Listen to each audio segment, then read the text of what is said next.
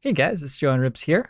One of the most common requests I've had for a tutorial is a breakdown of which stats I want to see on which sorts of soldiers. Now that's a little bit too abstract for me. I'm going to do something which I think will be even better. What I've done here is I've launched a new campaign. I've used kill all AIs on Gatecrasher, so I have 8 soldiers ready to promote.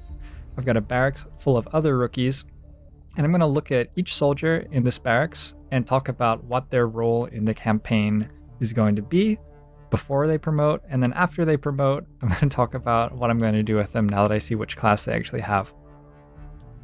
First up is Paul Big Green Ewer. Now, when I look at this soldier, I see a high dodge stat and low defense. And to me, that is just screaming tank.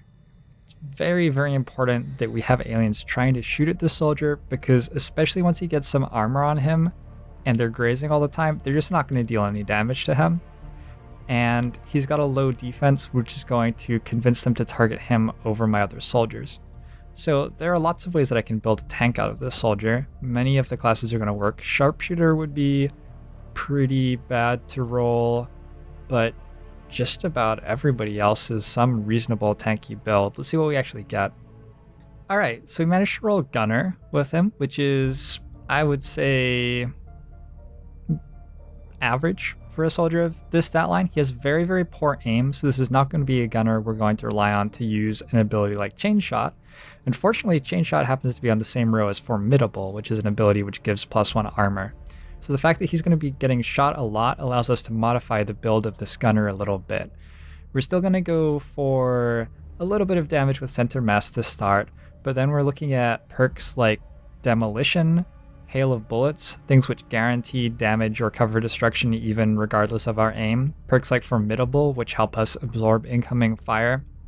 And we'll sort of go from there, probably ending up with Combat Fitness at Master Sergeant, depending on like AWCs and where we're at in the campaign and stuff like that. It's important to note that like this guy is the sort of soldier who can end up in our A team, but he does not have good aim. So we're going to have to make sure that we have other soldiers with good aim in damage rolls in our A team in this campaign, if that's what's going to happen. Let's see who's next. So Dana Henderson is a somewhat slow soldier with very good aim, but poor defensive stats. Average health, but low defense and not great dodge. For me, I want a soldier who can output damage using that aim value, but somebody who's going to be hidden away in the back of the team, likely a sharpshooter. A ranger actually works okay here too. A lot of fights in Long War II end up with your front line sort of running forwards and your rangers getting left behind, so your rangers don't absorb too much incoming fire. So what I'd love to see is a sharpshooter or a ranger, but we can do a lot of different things with a soldier like this. Let's see what we actually roll. Okay, so we did roll the sharpshooter. This is, in my opinion, the perfect class for this soldier's stat line. Sharpshooters are a little bit slow at the beginning of the game, but they really take off late, and in late game battles in Long War II, there are so many enemies that Serial paired with like Elite Autoloader and Expanded Magazine, you're going to be killing 10 guys in a turn pretty regularly on quite a few different missions. I'm going to talk very quickly about my preferred sharpshooter build. I'm not going to talk too much about why I choose the perks just because it will make the video too long, but typically I would be going Rapid Targeting, High Def Hollow, Dead Shot, Center Mass, Vital Point Targeting, Hunter's Instincts, Serial on this soldier. And that gives me a soldier who's very flexible, able to hollow target 3 different enemies for damage boosts for the rest of the team, or hollow target 1 enemy and then shoot them, as well as being able to serial and kill a ton of guys in one turn. And you always have the height advantage with the good aim value, maybe a laser, sniper rifle, and a scope to take 1 enemy out each turn as well. Depth perception PCS is my ideal on the sharpshooter because of how valuable -25 dodge to your enemies is going to be. Next up is Morgan Gill, a soldier with good mobility, but fairly mediocre other stats. I'd say the soldier is so-so defensively, very poor aim value, so not a soldier I want to see a shooty class on. What I'd like to do with a soldier like this ideally is make a stealth-oriented soldier, a shinobi, or a specialist, just because I don't think any of his stats are that great, but he's got good mobility and a good heart, you know? And shinobis and specialists don't really need much more than that. Let's see what we end up with. So we end up with a grenadier here, and that is just 100% fine. There's nothing at all wrong with this guy being grenadier. His low aim doesn't matter at all. He's got good mobility to get into position for grenades, load him up with an SMG and let him go to town. We're just gonna build grenadiers all the way down the left side of the perk tree. Go to full kit at Master Sergeant, but other than that, we're just taking the stuff that makes our grenades deal more damage, and we're throwing grenades at things. Grenadiers don't really come online until you get later on into the game with advanced grenade launchers and advanced grenades.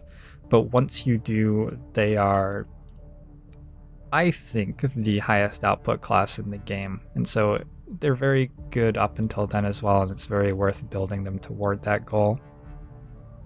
Next up is Michael Longholm McLean, a soldier who again has mediocre defensive stats with low health as well, is a little bit concerning. Good mobility and good aim. I would love for this to be my shinobi. Aim is not very important on shinobis as the campaign progresses because they just don't attack very much at all. But early on in the campaign, their sword attacks deal so much damage that it's actually quite valuable to have a good aim value on your first shinobi. And you're not going to plan for him to do a lot of stuff with swords later in the game because that's just not what they're great at. But for the first 2 months, maybe 3 months, the fact that you're getting sword attacks with 100% chance to deal some good damage is going to be very valuable. With an aim value of 70 though, the soldier can do a lot of different things. Let's see who we end up with here. So believe it or not, I ended up with my shinobi. I think that this is a great starting shinobi. Low health, so we have to be on the lookout for stuff that might happen to him if he gets revealed on a mission. But this soldier is going to be fast enough to handle stealth missions early in the game. He's going to have good enough aim to go on a mission in a team of 4 or 5, planning to kill an extremely light early in the game and be very valuable with his sword. And just in general, there's nothing wrong with this soldier at all. The way that I'm going to be building shinobis is going to be Ghostwalker. You can pick any of the 3 corporal perks. Infighter is typically best when you have high dodge already. Lone Wolf if you're planning on solo shinobiing a bit and have good aim, because the 10 aim is more valuable if you already have good aim. So Lone Wolf probably on this guy. Shadow Step is valuable for later on in the game, so probably not in your first shinobi, but later on in the game in small squad missions, if you have enemies on Overwatch, you can set up situations where your specialist is standing in the evac zone before the enemies go on Overwatch, so you only have 1 soldier left to run through their Overwatches, and if your shinobi has Shadow Step, no problems at all there. We're going to be grabbing Covert at Sergeant, Evasive at Staff Sergeant, Conceal at Tech Sergeant, Tradecraft at Gunnery Sergeant, and Master Sergeant perks, probably Reaper, but that's not really what your shinobi does. This is a soldier for running through guerrilla ops, achieving the objective, and getting out, and shinobis are excellent at that. Next up is Keith Bibbit King, and Bibbit's sort of like a mini tank starting perks. He's got a little bit of minus defense and a little bit of dodge with 5 base hit points, which is very good. His other stats are unremarkable. 15 mobility is enough to get around on stealth missions, but it's not great. 63 aim is not something I really want on a damage class, but he can pull his weight for the first 3 months until somebody else takes his place. Let's see what we end up with. So Bibbit ends up being our specialist, and that's just fine. Specialists don't need a ton of aim because they just don't do a lot of shooting. They have so many abilities that they can use which are very valuable. They're great for stealth missions because of their ability to achieve a lot of the objectives from line of sight instead of from right next to the objective. And they're actually very strong in big battles as well. One of the biggest things that they can do, which sort of flies under the radar for a lot of people, is especially if they pick up an enemy protocol on one of their small squad missions for plus 10 hacking, they'll have a very reliable chance to hack Advent drones as the campaign goes on, and you essentially end up with a mimic beacon. Advent drones have good armor, good hit points, but they're easy enough to hit the AI will prioritize shooting them over other things. So Haywire Protocol is an extremely, extremely valuable thing. Typically, my specialist build is going to be going Combat Protocol, Revival Protocol, very, very important perk. Basically the only place in the game that you can get the effects that Revival Protocol gives you. Airdrop for our Grenadiers, Failsafe, Savior. Savior is a bit of a sleeper perk. It doesn't do anything until Master Sergeant, but once we hit Master Sergeant, it takes off. Threat Assessment or Scanning Protocol are both fine at Gunnery Sergeant, and Restoration at Master Sergeant is perhaps the strongest perk in the game for late game. Once you get into big extended fights, aliens are going to be chipping away at your health points, and Restoration will just undo like 2 turns of 20 aliens shooting at you. I'm not even joking. Restoration is ridiculous. There are lots of other ways to build specialists too, and there's a lot of merit to them, but this is the build that I go for sure. JC is next. JC has a very normal sort of stat line. He's traded 1 hit point for some extra mobility basically, but other than that, very average stats. Mobility is most valuable on your stealth classes. I think that it's quite good on an early game ranger as well because of just how absurdly strong the sawn-off shotgun is through the entire game, really. I mean, I finished my last Legend Iron Man campaign by hitting an avatar for 20-some damage with a sawn-off shotgun. So it carries its weight through the entire campaign, and the fact that 17 mobility lets you position next to enemies for that sawn-off shotgun is pretty nice. So what I want on this soldier is Shinobi, Specialist, or Ranger for small squad missions, or for that value from the Ranger mobility, or Grenadier. Grenadiers love mobility as well. See who we end up with? Well, we ended up with a technical, which is also pretty great with early game mobility, and it's sort of embarrassing that I didn't mention him. This is a fine soldier. I would have liked more hit points on a technical. I think technicals tend to get shot a little bit, but technicals are amazing early game carries. No other soldier can do what they do with rockets and flamethrowers for the first 3 months of the game or so. They do fall off a little bit later on in the game as other soldiers start to catch up, but even late in the game, they can do quite a lot against densely packed enemies, who coincidentally become more common later in the game. So there you go. Typically, my technical build for my first technical, and there's a lot of flexibility as the campaign goes on, is going to be Fire in the Hole and Biggest Booms first because of the value of that rocket. You don't even have to start the mission with your rocket. You can even use a rocket against like the second pod of a mission before it scatters by spotting it with a Shinobi and hitting it from beyond visual range, or you can hold on to the rocket for a situation where maybe 2 pods are engaged against you at once and it's very reliable cover destruction. Fire in the Hole plus Biggest Booms just to get that rocket going very well. At Sergeant, I actually really like Shredder on my technicals. It seems like a perk that doesn't do much, but compared to the others, which I don't think do much either, you'll get some pretty good value out of it, particularly when you're on Overwatch, and if you give this guy a laser stun gun, he's going to hit a decent number of Overwatch shots and be shredding a decent amount of armor with them. Next up, personally, I like Formidable, Incinerator, Tactical Sense or Quick Burn at Gunnery Sergeant, and Fire, Storm, or Bunker Buster at Master Sergeant. Technicals are hugely flexible, and it really depends what your squad needs. Do I need a huge AoE damage threat up close? Do I need cover destruction from range? In my current Legend Iron Man campaign, I only have 1 gunner who has been wounded for 30 days. Several others have been killed, I think, and I'm trying to train some others up, but I just don't have cover destruction because I don't have gunners with demolition, and my Grenadiers haven't been doing so hot either. So in my current campaign, I went for Bunker Buster on my first Master Sergeant technical, but in other campaigns I've gone for Firestorm, I've even gone for Rapid Fire before. These are very, very flexible soldiers who can do just about anything you ask of them. Book of Eons is next, and Book of Eons has like good defense, but in the worst way possible. She's got high defense value, which means that very few things are going to shoot at her. Which means that her poor dodge value doesn't matter very much, but it's just sort of weird to spend a lot of points on high defense and like, hooray, the AI won't shoot at you. big deal. So for this soldier, obviously we have 59 aim, so I don't want an aim reliant class. She'd be great as a grenadier, as a stealth soldier, a shinobi, or a specialist. She'd be fine as a technical. Should even be fine as a gunner using perks rather than bullets, but I think we already got those. Let's see who we actually end up with. Alright, so Book of Eons is going to be my assault. I haven't talked about assaults at all. Assaults are very well-rounded close-range soldiers, and they're amazing in engagements between XCOM and like 10 to 15 enemies. Assaults will just do great things.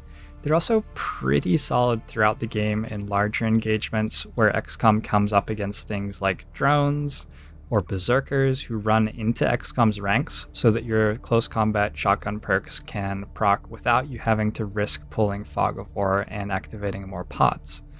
I had an assault on my Legend Iron Man Waterworld final mission, and close combat specialist procced against avatars as they were teleporting around the map twice. So these soldiers have a lot of flexibility, do some pretty cool things, and are like surprisingly relevant in all sorts of situations it doesn't seem like they should be relevant in. The one thing I want to say about assaults is shotgun range bonuses are not as great as they were in Long War 1, and so the fact that this assault has such low aim is a problem, for sure. Also, shotguns sort of operate more as mid-range weapons than up-close and personal weapons, at least until your assault's further into the tree and cares about getting within 4 tiles of the enemy. So I'm very unhappy with 61 aim, and this soldier is probably going to end up as a Haven advisor because of that. I'll show you how I would build an assault with higher aim to be a strong soldier throughout the campaign. Slugshot is hugely important that you take Slugshot here so that your assault can do something other than be a dead soldier in turns where you're engaged at long range and can't move forward because of the risk of pulling more pods. Slugshot is a must here. Pick Slugshot here. Trench gun or close and personal are both fine at corporal. I lean more towards close and personal right now. Trench gun is an option if you have absolutely no way to deal with clustered up enemies, but usually you do, right? At Sergeant, I like Fortify, very important to be able to put some extra defense on a vulnerable soldier in a crucial turn. Staff Sergeant, Formidable or Aggression. Formidable if you have low defense and are likely to be getting shot at is a very nice perk to make your soldier considerably tankier. Tech Sergeant, I prefer close encounters to rapid fire. You can actually move up with a blue move, get a close encounters shot off, turn on rapid fire. After doing that, take your yellow move and shoot again somewhere else. That's a very common combo that assaults will be playing with in the mid to late game, and it's turned on by close encounters, and with rapid fire you're just much less flexible. At Gunnery Sergeant, Close Combat Specialist is by far the best option, and there's nothing really to say about that. And at Master Sergeant, I prefer Lethal to Street Sweeper, just for the reliable damage output on a soldier who's often shooting 3 times in a turn. Our final soldier is not a Yogurt Faceless. So not a Faceless is a somewhat average soldier with a little bit of extra aim and a little bit less mobility. The soldier is going to be fine in most classes. I would prefer not to see Shinobi or Specialist or Grenadier, but everybody else I'm okay with. Let's see who we end up with. So, not a Phaseless is going to be our Ranger, and that's just fine by me. She'll put that aim that she has to good use. None of her other stats are egregiously bad in any way. She's just going to be good at shooting things twice and dealing damage to them. The way that I've been building Rangers, Walkfire is hugely important. Early in the game, perks which let you deal a little bit of damage to enemies with low hit points to get them dead are very, very valuable. That's why I'm taking Combat Protocol on Specialists and why I'm taking Walkfire here. If you don't have either of those, you're looking at spending a very expensive consumable in the form of a grenade, or like a very long cooldown ability like Hail of Bullets from your gunner, and those are just not things that you want to have to be spending to kill like a sectoid on 1 hit point, when you could just have Walkfire instead. Walkfire stays relevant throughout the entire game and is a very good pick here. Locked On at Corporal, gives you like very good aim in very many situations, especially the situation where you have an enemy you need to kill, you shoot it regularly, and then take a walk fire, and the locked on is giving you an extra 10 aim on the walk fire. Comes up a lot of the time. Center mass at Sergeant. I prefer Fortify at Staff Sergeant so that I can get that extra bit of defense on the crucial turn of a mission. Lots of missions in Long War 2 come down to one very important turn, and being able to turn Fortify on then is huge, but I can understand taking the Executioner here, which is a very strong perk as well. At Tech Sergeant, I prefer Formidable to bring him on. My Rangers don't deal huge amounts of single target damage, they're more about mopping up things in a very flexible way. That said, I do like Rapid Fire at Gunnery Sergeant, and at Master Sergeant I prefer Combat Fitness just to round the soldier out and make this a soldier who cannot deal as much damage as a gunner and can't deal damage quite as flexibly as a sharpshooter, but who is always pretty solid in every situation. So that's our first 8 soldiers promoted, but that's definitely not all that we have to be caring about in the barracks. In the patch 1.1 meta, you're going to be using quite a few rookies on missions in March if you're playing optimally. Generally, you want to be going Guerrilla Tactics School first, but that still doesn't let you train all of these rookies that you have sitting in your barracks up to their ideal classes. And so what I'm thinking about when I'm looking at the remaining rookies in my barracks is, are there any soldiers here who are just exquisitely powerful in a particular class? And are there any soldiers here who are very good at being stealth soldiers? Because those are soldiers that I'm going to need quite a few of, as I'm going to want to be stealthing maybe 3 missions at a time by the time that we get to April or May. So as I'm looking through this barracks, I'm looking at soldiers who look like good shinobis, specialists, or exquisitely good something else's. And if I look at this barracks right here, I see some pretty decent shinobis and specialists. I think Chris Webb is a pretty good early game shinobi. I think that Sebo Haseth is a completely fine early game shinobi with the minus defense and positive dodge. Could also become a decent shinobi tank later on in sort of a weird way. I don't actually know if that would work. I like Robko as a specialist for the 9 hack. Tim Douglas, don't need any aim for specialists, and 9 hack again. And Isidoro, again, has 9 hack. 11 dodge is nice, could be some sort of tanky specialist build with small items giving him a lot of armor. So I've got those guys. I also see 73 aim, minus 9 defense, 19 dodge, Theodora Squeaks Winter, and this is an absolute super soldier. This is a biotank who's going to kill stuff. This is, for me, going to be a ranger, which I build with armor perks and just stand in front of the enemy and see if they can kill her. And spoilers, they can't. So I want to hold on to that soldier as well so that I make sure that it doesn't get promoted into a soldier that I can't use for that role. Everybody else here, I'm fine with sending out as a rookie. The thing in 1.1 is that if these soldiers promote to classes they're not great in, that's fine. I might level them up a little bit more, and then they can end up as Haven Advisors unless they get like truly amazing AWC perks or something like that. If the roster gets wounded, I have some corporals with not the greatest stats who I can have fill in the places of my A-team soldiers, and that works out just fine. And in 1.1, jailbreaks are giving you quite a lot of rookies, which means that we're constantly going to be getting rookies in as the campaign progresses, and so we're always going to have more and more rookies to send through the Guerrilla Tactics School to train up to whatever class they're best at. So that's how my barracks is split up. We have some of the promoted soldiers in the first 8 who are great soldiers who are going to end up in the A-team. We have some of the soldiers in the promoted first 8 who are not great soldiers, who are going to go out on a few missions and then end up as Haven Advisors or something like that, and that's okay. We have a bunch of rookies who are okay with sending out on early game missions, and depending on who they promote to, they're going to fit into roles in the Resistance, whatever needs filling, basically.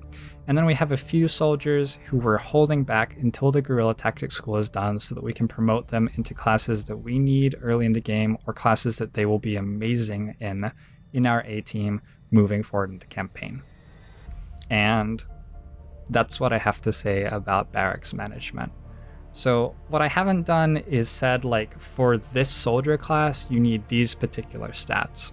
And that's because in Long War II, we don't have Commander's Choice. The Guerrilla Tactics School is very limited in how many soldiers you can push through it and how early you can start doing it. And by the time that you're like training up your 7th and 8th Guerrilla Tactics School soldiers, your A team is already corporals or sergeants, and those soldiers realistically aren't going to be catching up. So Long War II is really about making do with what you get in this first barracks, and depending on what you have here, there are lots of ways that you can manipulate your roster and your squad tactics to turn the campaign into a win. The biggest things I would say are making sure that you do have some soldiers with good aim who you can build as some sort of damage class. That can be sharpshooters, rangers, gunners would be the main ones, but even assaults would be sort of okay, I would say. And making sure that you have some soldiers with good mobility to turn into your stealth teams, which are going to be shinobis and specialists. Other than that, it's up to you to work with the resources that you have been given to prove to the aliens that the Earth belongs to us.